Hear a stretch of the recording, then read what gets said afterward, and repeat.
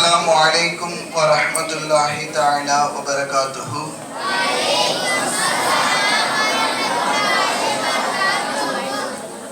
Alhamdulillah. Alhamdulillahi rabbil alameen.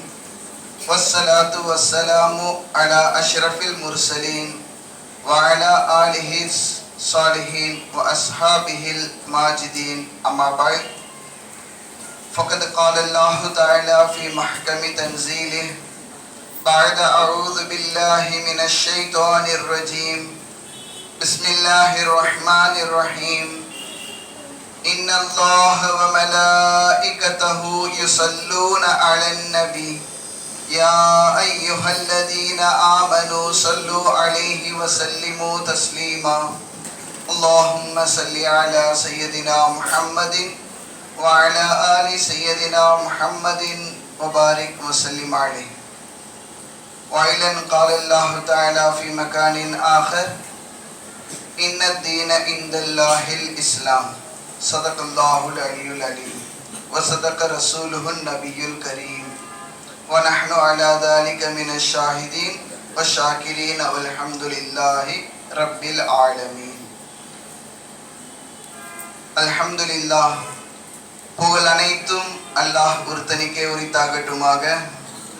அவனது சாந்தியும் சமாதானமும் எம்பெருமானார் முத்து முஸ்தபா ரசூலே கரீம் ஸல்லல்லாஹு அலைஹி வஸல்லம் அவர்கள் மீதும் அவர்களது வாழ்க்கை வழிமுறையை பின்பற்றி வாழ்ந்து வந்த சஹாபாக்கள், தாபியீன்கள், தபஅ தாபியீன்கள், ஷஹதாக்கள், முஸ்லிமான ஆண் பெண் அனைவர்கள் மீதும், குறிப்பாக இன்று இந்த ஜும்மாவை நிறைவேற்ற அமர்ந்திருக்கக்கூடிய நம் அனைவர்கள் மீதும் அல்லாஹுடைய அன்பும் அருளும் என்றென்றும் நின்று நிலவட்டுமாக. ஆமீன் யா ரப்பல் ஆலமீன். அல்லாஹு தஆலா குர்ஆனிலே கூறும் பொழுது இன்ன தீன இந்தல்லாஹில் இஸ்லாம், நிச்சயமாக மார்க்கம் என்பது அல்லாஹ்விடத்திலே ஒப்புக்கொள்ளப்பட்டது, அல்லாஹ்விடத்திலே அங்கீகரிக்கப்பட்டது என்று சொன்னால் அது அல் இஸ்லாம், இஸ்லாமிய மார்க்கம் என்று அல்லாஹு தஆலா குர்ஆனிலே நமக்கு கற்றுத்தருகிறார். அப்போ இஸ்லாமிய மார்க்கம் என்று அல்லாஹு தஆலா குர்ஆனிலே நமக்கு கற்றுக் கொடுக்கிறான். இஸ்லாமிய மார்க்கத்தை நாம் பின்பற்ற வேண்டும், இஸ்லாமை நாம் புரிந்து கொண்டு அதை நம்முடைய அமலிலே செயல்படுத்த வேண்டும் என்று அல்லாஹ் தெளிவாக நமக்கு குர்ஆனிலே கற்றுக் கொடுத்து விட்டான். சரி, இஸ்லாம் என்றால் என்ன? இஸ்லாமிய மார்க்கத்தை ஃபாலோ பண்ணணும், இஸ்லாமிய மார்க்கத்தை தான் அல்லாஹு தஆலா மார்க்கம் என்பதாக நமக்கு கற்றுக் கொடுத்து விட்டான், குர்ஆனிலே கூறிவிட்டான்.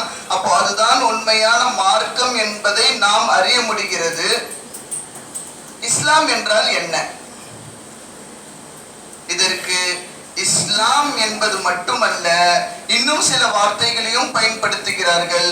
இதற்கு மேற்படியாக இஸ்லாம், இஸ்லாம் என்பதை ஃபாலோ பண்ணக்கூடிய நபர்களுக்கு முஸ்லிம் என்று, ஈமான் என்ற வார்த்தையும் இஸ்லாத்திலே பயன்படுத்தப்படுகிறது.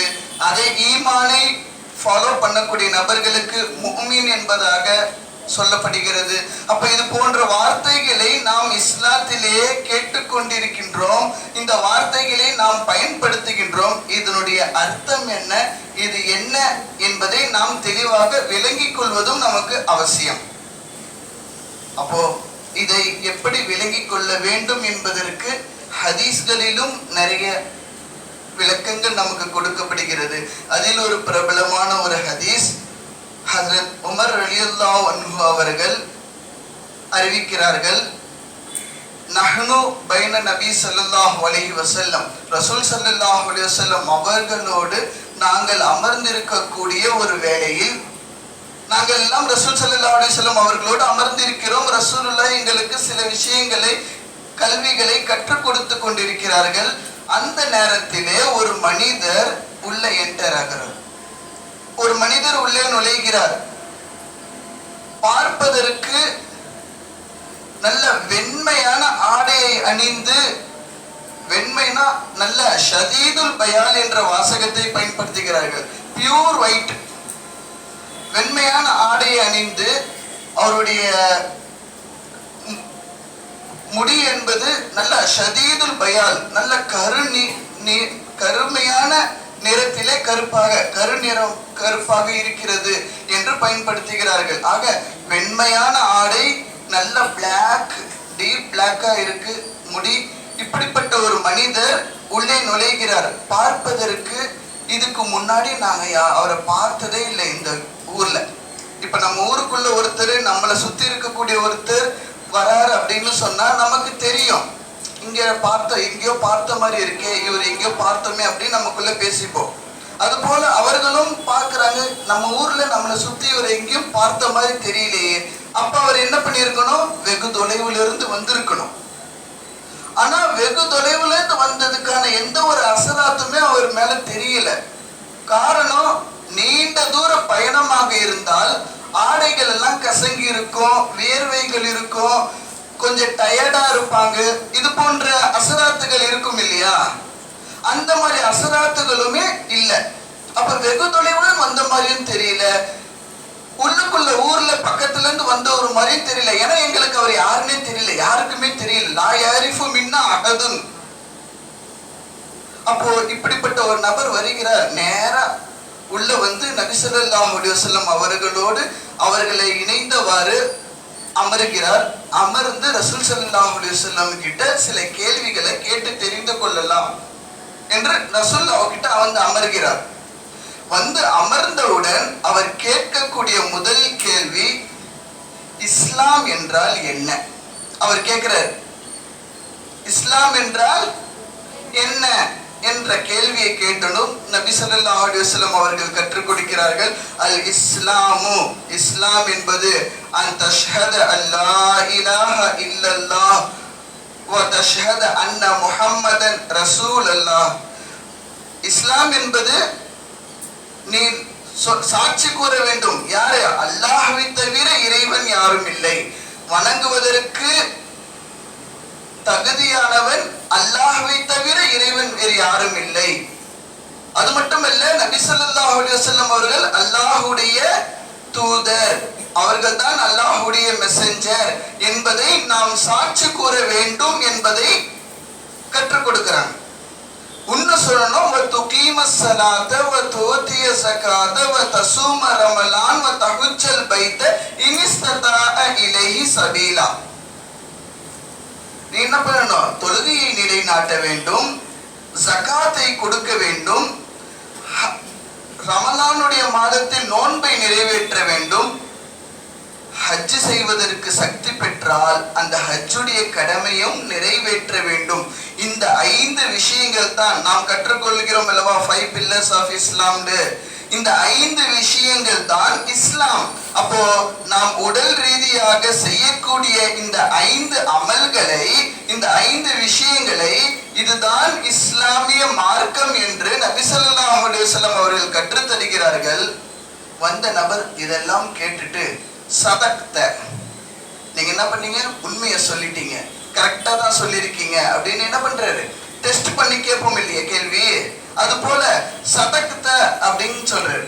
உடனே உமர் ரலியல்லாஹு அன்ஹு அவர்கள் அறிவிக்கிறார்கள் தொடர்ச்சியா, ஃபஅஜப்னா, நாங்க ஆச்சரியத்தோட பாக்குறோம். என்ன வந்தாரு, ரசூல்லா கிட்ட ஒரு கேள்வி கேட்டாரு, அதாவது இஸ்லாம்னா என்னன்னு கேட்டாங்க. சரி, ரசூல்லா சொல்லி கொடுத்தாங்க, ஓகே. சொல்லி கொடுத்ததுக்கு அப்புறம் ரசூல்லாவை பார்த்து கரெக்டா தான் சொன்னீங்கன்னு சொல்றாரு. அப்ப எல்லாமே தனக்கு முன்னாடி தெரிஞ்ச மாதிரியும், ரசூல்லா கிட்ட அவங்களுக்கு தெரியுதா இல்லையான்னு டெஸ்ட் பண்ற மாதிரியும், அவரு என்ன கரெக்டா தான் சொல்றீங்கன்னு சொல்றாரு அப்படின்னு ஆச்சரியத்தோடு பார்க்கிறார்கள். இதை உமர் ரலியல்லாஹு அன்ஹு அவர்கள் அறிவிக்கிறாங்க. இதோடு விடவில்லை, அடுத்த கேள்வியாக மல் ஈமான் என்ற கேள்வி கேட்கிறாங்க. ஈமான் என்றால் என்ன, இஸ்லாம் என்றால் என்ன என்பதை கேட்டார்கள். நபி அவர்கள் கற்றுக் கொடுத்துட்டாங்க. அடுத்து ஈமான் என்றால் என்ன, அந்த கேள்வியை கேட்கும் பொழுது ரசூல் ஸல்லல்லாஹு அலைஹி வஸல்லம் அவர்கள் கற்றுக் கொடுக்கிறார்கள்.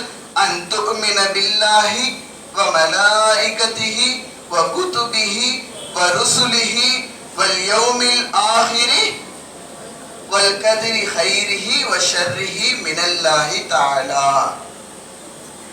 என்ன சொல்லி தராங்க? நீங்கள் அல்லாஹ்வை கொண்டு ஈமான் கொள்ள வேண்டும், அல்லாஹ்வின் மீது நம்பிக்கை கொள்ள வேண்டும். வ மலாயிகத்திஹி, மலக்குமார்களை கொண்டும் நம்பிக்கை கொள்ள வேண்டும். வ குதுபிஹி, வேதங்களை கொண்டும் நம்பிக்கை கொள்ள வேண்டும். வ ருசுலிஹி, ரசூல்மார்களை கொண்டும். ரசூல், நான் இப்பொழுது ரசூல் உங்களுக்கு முன்னால் இருக்கிறேன், ஆனால் இதற்கு முன்னால் இருக்கக்கூடிய எல்லா ரசூல்மார்களை கொண்டும் நீங்கள் நம்பிக்கை கொள்ள வேண்டும். வல் யௌமில் ஆஹிரி, நாளை மறுமை நாள், ஜட்ஜ்மென்ட் டே என்பதையும் நாம் நம்பிக்கை கொள்ள வேண்டும். வல் கத்ரி ஹைரிஹி வ ஷர்ரிஹி மினல்லாஹி தஆலா, நாம் செய்யக்கூடிய நன்மைகள் தீமைகள் யாவும் அல்லாஹ்வின் கதிரிலே எழுதப்பட்டது என்பதையும் நாம் நம்பிக்கை கொள்ள வேண்டும் என்று ஈமான் என்பதற்கான விளக்கத்தை நபி அவர்கள் கற்றுக் கொடுக்கிறார்கள். அதற்கும் அவர் சொல்லக்கூடிய பதில் சதக்த, கரெக்டா சொல்லி கொடுத்துட்டீங்க. ஓகே, அப்போ இந்த விஷயங்களை நாம் கவனிக்க வேண்டும். இஸ்லாம் என்றால் என்ன, ஈமான் என்றால் என்ன என்ற அந்த ஒரு விஷயங்களை நமக்கு கற்றுக் கொடுப்பதற்காக நபி அவர்கள் சொல்லி தராங்க. அப்போ இஸ்லாம் என்றால் என்னங்கிற விஷயமும் தெரிஞ்சிருச்சு, ஈமான் என்றால் என்னங்கிற விஷயமும் தெரிஞ்சிருச்சு. உடல் ரீதியாக நாம் செய்யக்கூடிய, உடல் ரீதியாக நாம் எந்த அமல்களை எல்லாம் செய்யறோமோ அந்த அமல்களை எல்லாம் நாம் சரியாக ஃபாலோ பண்றோம் அப்படின்னு சொன்னா நாம் முஸ்லிமாக இருக்க முடியும். உள்ளுணர்விலே, நம்முடைய உள்ளுணர்விலே நாம் நம்பிக்கை கொள்ளக்கூடிய விஷயங்கள், ஈமான் கொள்ளக்கூடிய விஷயங்கள், இதையெல்லாம் நாம் சரியாக கண்ணால் பார்த்திருக்க மாட்டோம். அல்லாஹ்வை பார்த்திருக்கிறோமா? மலக்குமார்களை பார்த்திருக்கிறோமா? வேதங்களை, குர்ஆன் என்பதை நாம் எழுத்து வடிவிலே பார்த்து கொண்டிருக்கிறோம், முஸ்ஹஃபாக பார்த்து கொண்டிருக்கிறோம். ஆனால் அது இறங்கப்பட்டது என்பதை நாம் பார்க்க முடிந்ததா? இல்ல இதுக்கு முன்னாடி உள்ள வேதங்களை நாம் பார்க்க முடிந்ததா? ரசூல்மார்களை பார்த்திருக்கிறோமா? இவையெல்லாம் அல்லாஹு தஆலா குர்ஆனிலே சாட்சியாக நமக்கு இருக்கிறது என்பதை சாட்சியாக கூறியிருக்கிறான். அதை நாம் நம்பிக்கை கொண்டு ஈமான் நம்முடைய உள்ளத்திலே உறுதி அளிக்கிறோம். இதுதான் ஈமான். உள் ரீதியாக நாம் உறுதியாக இருப்பதுதான் ஈமான் என்பதையும் நபி அவர்கள் நமக்கு கற்றுக் கொடுத்துட்டாங்க. மூன்றாவதாக ஒரு கேள்வி கேட்கிறார். இதுதான் முக்கியமான ஒரு கேள்வி. ஈமான் என்றால் என்ன, இஸ்லாம் என்றால் என்ன என்ற கேள்விக்கு பிறகு மல் இஹ்சான் என்ற வார்த்தை, மல் இஹ்சான், இஹ்சான் என்றால் என்ன என்ற கேள்வியை கேட்கிறார். நபி அவர்கள் கற்றுத் தருகிறார்கள். அல் இஹ்சானு அன் தஅபுதல்லாஹ கஅன்னக தராஹு ஃபஇன் லம் தகுன் தராஹு ஃபஇன்னஹு யராக். இஹ்சான் என்றால் நீ செய்யக்கூடிய அமல், நீ செய்யக்கூடிய அமலிலே ஹையஸ்ட் லெவல் சொல்லுவாங்க இல்லையா, உச்சபட்சமாக அதோடைய உச்ச நிலையை அடைய வேண்டும். அந்த ஹையஸ்ட் லெவலுடைய டீப் என்ன சொல்லணும், கான்சென்ட்ரேஷன். அந்த டீப் கான்சென்ட்ரேஷன் அடையக்கூடியது தான் இஹ்சான் என்ற வார்த்தை.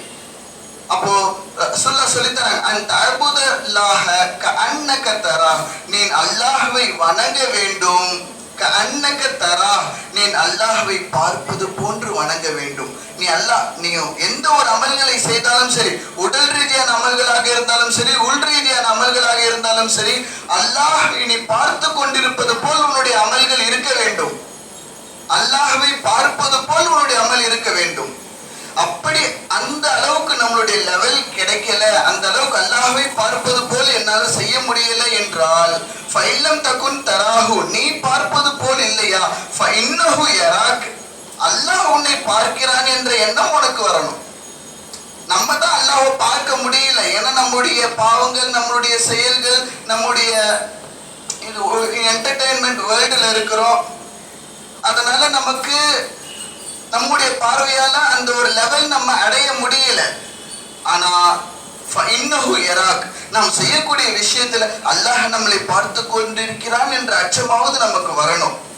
அப்படி வந்தால்தான் இந்த ஈமான், இந்த இஸ்லாம், இந்த இரண்டு விஷயத்தையுமே நாம் செய்யக்கூடிய அந்த செயல்கள் முழுமை அடையும். ஆக அதை முழுமை அடைவதற்கு தான் இஹ்சான் என்ற பதத்தை பயன்படுத்தி இஹ்சான் என்றால் என்ன என்பதை கேட்டார்கள். நாம் தொழுவலாம், நாம் நோன்பு வைக்கலாம், யாராலையும் செய்ய முடியாததை நம்ம செய்யலாம். இது நோன்பு வைக்கிறது ஒன்றும் கஷ்டமான காரியம் இல்லைல்ல, யார் வேணாலும் செய்யலாம். தொழுவதும் கஷ்டமான காரியம் இல்லை, யார் வேணாலும் செய்யலாம், கத்து கொடுத்துட்டா போதும். ஆனா அந்த தொழுகையை நாம் எப்படி செய்யணும்? இஹ்சானோடு செய்யணும். அந்த தொழுகையை நாம் எப்படி செய்யணும்? இஹ்சானோடு செய்யணும். நாம் நோன்பு வைக்கணும், அதை எப்படி வைக்கணும்? இஹ்சானோடு வைக்கணும். நாம் ஜகாத் கொடுக்க வேண்டும், அதை எப்படி கொடுக்க வேண்டும்? இஹ்சானோடு கொடுக்கணும். அந்த இஹ்சான் என்ற பதம் தான் நாம் செய்யக்கூடிய அமல்களை முழுமைப்படுத்துவதற்கு ஏற்றமானது. அப்போ அந்த இஹ்சான் என்பதையும் நாம் தெரிந்து கொள்ள வேண்டும். அதையும் அந்த மனிதர் வந்து கேட்கிறார். ரசூல் ஸல்லல்லாஹு அலைஹி வஸல்லம் அவர்கள் கற்றுத் தருகிறார்கள். இதற்கு அப்புறம் இன்னும் சில விஷயங்களையும் கேட்கிறார்கள். அடுத்து மறுமை நாளை பற்றி ரசூல் ஸல்லல்லாஹு அலைஹி வஸல்லம் அவர்கள்ட்ட கேட்கிறாங்க.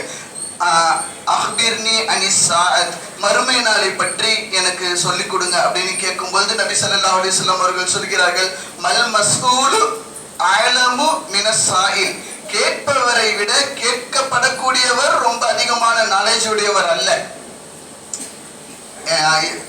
மறுமை நாளை பத்தி அது எப்போ வரும், மறுமை நாள் அப்படிங்கிறது எப்படி இருக்கும் என்பதை உங்களுக்கும் சரி எனக்கும் சரி அதை பத்தின முழுமையான நாலேஜ் யாருக்குமே கிடையாது என்று சொல்லிட்டு அதற்கான சில அடையாளங்கள் வேணா இருக்கு, அதை வேணா நான் சொல்றேன்னு சொல்லிட்டு அதுல ஒரு சில அடையாளங்களை இந்த ஹதீஸிலே குறிப்பிடுகிறார்கள். அதில் ஒரு முக்கியமான ஒரு அடையாளம், அதை நாம் புரிந்து கொள்ள வேண்டும், தெரிந்து கொள்ள வேண்டும். மறுமை நாளுடைய இறுதி கட்டத்தில் நாம் இருக்கிறோமா இல்லையா என்பதை நாம் விளங்கிக் கொள்ள வேண்டும். அதை நபி ஸல்லல்லாஹு அலைஹி வஸல்லம் அவர்கள் கூறுகிறார்கள், அன்தலிதல் அமது ரப்பதஹா. ஒரு அதில் ஒரு அடையாளத்தை நபி அவர்கள் இங்கே குறிப்பிடுகிறார்கள். என்னன்னா அன்தலிதல் அமது ரப்பதஹா. இதோடைய அர்த்தம் என்னவென்றால், அன்தலிதல் அமது, அமத்து என்றால் அடிமை பெண். ஒரு அடிமை பெண் பெற்றெடுப்பால் யாரை என்றால் ரப்பத்தஹா, தன்னுடைய எஜமானியை, தன்னுடைய எஜமானனை. அப்போ ஒரு அடிமை பெண் தன்னுடைய எஜமானனை பெற்றெடுப்பார் என்பதற்கு என்ன அர்த்தம்? இதுல என்ன விளங்குகிறது? ஒரு அடிமையா அப்போனா ஒரு எஜமான், அரசராக இருக்கக்கூடியவருடைய தாய் அடிமையாக இருப்பாள். இது அரசர்கள் என்ற அளவுக்கு நம்ம போகணுங்கிற அவசியம் இல்லை. ஒவ்வொரு வீட்டிலுமே இதை நாம் உதாரணமாக எடுத்துக்கொள்ளலாம். ஒவ்வொரு வீட்டிலுமே ஒரு தாய் தன்னுடைய பிள்ளையை பெற்றெடுக்கிறாள். பெற்றெடுத்ததற்கு பின்னால் அந்த பிள்ளைகள் தன்னுடைய தாய்க்கு அரசராக மாறிவிடுகிறார்கள். பிள்ளைகள் தன்னுடைய தாய்க்கு அரசராக, அரசியாக மாறிவிடுகிறார்கள். இதுதான் இந்த ஹதீஸுடைய விளக்கம். அப்போ நாம் வளர வளர நம்முடைய பெற்றோர்களுக்கு நாம் கொடுக்கக்கூடிய மரியாதைகள், நாம் பெற்றோர்களை நாம் நடத்தும் விதம், இதெல்லாம் இந்த கியாமத் நாளுடைய அடையாளத்தின் ஒரு அங்கமாகத்தான் இன்றைய காலத்தில் நாம் பார்க்க முடிகிறது. என்ன செய்வோம்?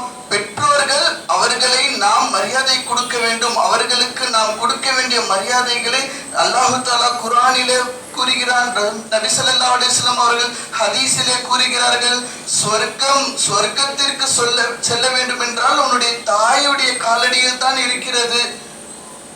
சி என்ற வார்த்தையை கூட உன்னுடைய பெற்றோர்களுக்கு முன்னாடி பயன்படுத்தக்கூடாது. இது போன்ற வார்த்தைகள்லாம் நாம் குர்ஆன் ஹதீஸிலே கற்றுக்கொள்கிறோம். ஆனால் அந்த தாயை தான் நாம் வளர வளர ஏதேனும் ஒரு விஷயத்தை சொன்னால், அட போமா நீயே செய்யுமா, சும்மா வெட்டியா தானே வீட்டுல உட்கார்ந்துருக்க. ஒரு தண்ணீர் கேட்டால் கூட எடுத்து கொடுக்கிறதற்கு நமக்கு சிரமமாக இருக்கிறது. ஒரு தண்ணி கூட உன்னால எடுத்துக்க முடியாதா? மரியாதைகள் குறைகிறது. அவர்களுக்கு நாம் செய்யக்கூடிய பணிவிடைகள் குறைகிறது. வளர்ந்து இன்னும் சம்பாதித்துக்கு போன பிறகு அவர்களை பார்த்து கொள்ள கூட நமக்கு சிரமமாகி விடுகிறது. பெற்றோர்கள், நீங்கள் இருப்பதே எனக்கு சிரமமாகத்தான் இருக்கிறது என்று முதியோர் இல்லங்களில் தள்ளப்படக்கூடிய நிலைகள் ஏற்படுகிறது. ஆக இது போன்ற நிலைகள் தான் கியாமத் நாளுடைய அறிகுறி என்பதாக நபி ஸல்லல்லாஹு அலைஹி வஸல்லம் அவர்கள் கூறுகிறார்கள். ஆக நாம் இதிலிருந்து உணர்ந்து கொள்ளலாம், இந்த ஒரு ஹதீஸிலே, இந்த ஒரு உதாரணத்திலே கியாமத் நாளை நாம் நெருங்கி கொண்டிருக்கிறோமா இல்லையா என்பதை நாம் புரிந்து கொள்ளலாம்.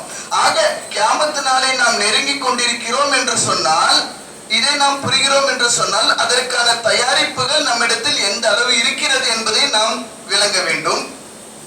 அந்த கியாமத் நாளை நம் மூலமாகவே அந்த கியாமத் நாள் நெருங்கிறது. நம்மளும் அந்த ஒரு ஆள் எது, அந்த நம்முடைய பெற்றோர்களை நாம் மரியாதை குறைவாக நடத்துகிறோம் என்றால், நாமும் கியாமத் நாள் நெருங்குவதற்கான அடையாளத்தில் ஒரு ஆளாக இருக்கிறோமா? இது எல்லாம் நாம் யோசித்து பார்க்க வேண்டும். நம்முடைய அமல்களை நாம் சரிவர செய்ய வேண்டும். நாம் ஈமான் என்றால் என்ன, இஹ்சான் என்றால் என்ன, இஸ்லாம் என்றால் என்ன என்பதை எல்லாம் உணர்ந்து நம்முடைய அமல்களை சரியான முறையிலே, சரியான நிலையிலே செய்ய வேண்டும். அல்லாஹ்விடத்தில் ஏற்றுக்கொள்ளக்கூடிய நிலையில் நம்முடைய அமல்கள் இருக்க வேண்டும். வந்தோம், தொழுதோம், ஓதுனோம், போனோம், அவ்வளவுதான். பள்ளிவாசலுக்குள்ள வந்தோம், எதுக்காக வரோம்? தொழுவதுக்கு. அதோ 4 ரக்காத் குனிஞ்சு எந்திரிக்கணும், அதுக்காக வரோம், போறோம். ஒரு திக்ர் நம்ம ஓதணும், அந்த திக்ர் நம்மிடத்தில் இருக்கிறதா? உள்ளே வந்தால் அல்லாஹ்விடத்திலே நாம் எவ்வளவோ கேட்க வேண்டியது இருக்கிறது. நமக்கு தெரிந்தோ தெரியாமலோ பலவிதமான பாவங்களை செய்து கொண்டிருக்கிறோம். அதை நாம் சற்று நேரம் உணர்ந்து அந்த பாவத்தை நாம் இனிமேல் செய்யாமல் இருக்க முயற்சி செய்வோம் என்று அல்லாஹ்விடத்திலே மன்னிப்பு கேட்டு, இனிமேல் நான் முயற்சி செய்வேன் என்ற எண்ணம் நமக்குள் தோன்றுகிறதா? இதெல்லாம் நாம் பள்ளிவாசலுக்குள் வரும் பொழுது உணர வேண்டும். நம்முடைய ஒவ்வொரு நேரத்திலும் நாம் நம்முடைய தவறுகளை உணர வேண்டும், நம்முடைய அமல்களை சரி செய்து கொள்ள வேண்டும். ஆக இதைத்தான் வந்த நபர் அவர்கள் கற்றுக் கொடுத்து விட்டு, இதெல்லாம் கேட்டவுடன் அவர் எழுந்து சென்று விட்டார். உமர் ரலியல்லாஹு அன்ஹு அவர்கள் அறிவிக்கிறார்கள், இவ்வளவும் கேட்டதுக்கு அப்புறம் அவர் எழுந்து சென்ற பிறகு சிறிது நேரம் நாங்கள் எல்லாம் அமர்ந்திருந்தோம். எதுக்காக? வந்தவர் யாருன்னு தெரியல, வந்தாரு, கேட்டாரு, அவரே எல்லாத்துக்கும் கரெக்டான ஆன்சர் சொன்னாரு, கொஸ்டின் மார்க் 100 போட்டு போயிட்டாரு.